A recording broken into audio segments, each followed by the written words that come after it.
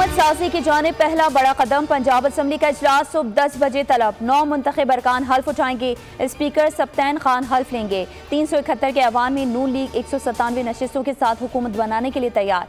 PTI हिमायत याफ्ता 109 आज़ाद अरकान का दूसरा नंबर, पीपल्स पार्टी के 13 और काफ लीग के 10 अरकान भी हल्फ उठाएंगे। स्पीकर और डिप्टी स्पीकर के इंतखाब का शेड्यूल जारी किया जाएगा। PTI के नामजद वज़ीर आला असलम इकबाल भी शरीक होंगे। मरियम नवाज ने सुबह 9 बजे पार्लिमानी पार्टी का इजलास बुला लिया।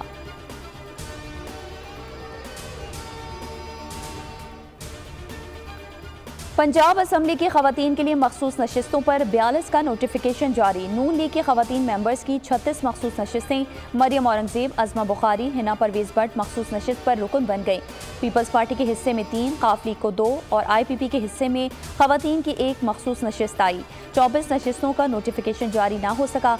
सुन्नी इत्तेहाद कौंसिल को मखसूस नशिस्तें मिलेंगी या नहीं, इलेक्शन कमीशन फैसला आज करेगा।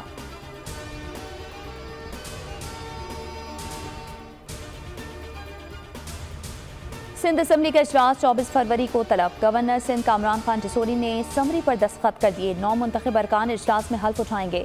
स्पीकर, डिप्टी स्पीकर के बाद कायदे ऐवान का इंतखाब किया जाएगा। आगा सिराज दुरानी, निसार खोड़ो और जिया उल हसन के नामों पर गौर। पीपल्स पार्टी की हुकूमत साजी के लिए मुशावरत। बिलावल भुट्टो आज पार्टी रहनुमाओं से मुलाकात करेंगे। वज़ीर आला और स्पीकर के लिए नशिस्त लगेगी। वज़ीर आला के लिए मुराद अली शाह का नाम सर फहरिस्त। खैबर पख्तूनख्वा असम्बली का इजलास 28 फरवरी को बुलाने का इम्कान।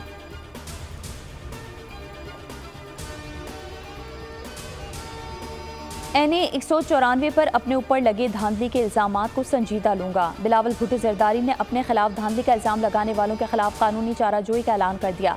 जमा साल जियाले चेयरमैन ने इंतखाबी हल्के के फॉर्म 45 अवाम के सामने रख दिए।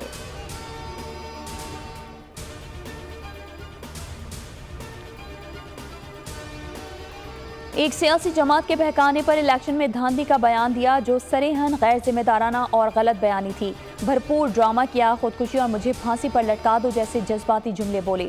चीफ जस्टिस का नाम जानबूझकर शामिल किया गया। मकसद अवाम में नफरत भड़काना था, इलेक्शन को मुतनाज़ बनाना था। इलेक्शन में धांधली के इल्जामात पर साबिक कमिश्नर रावलपिंडी लियाकत अली चड्ढा ने कौम से माफ़ी मांग ली।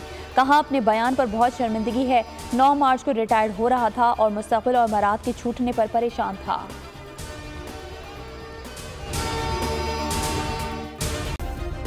सब्सक्राइब करें और बेल दबाएं ताकि कोई खबर रह न जाए।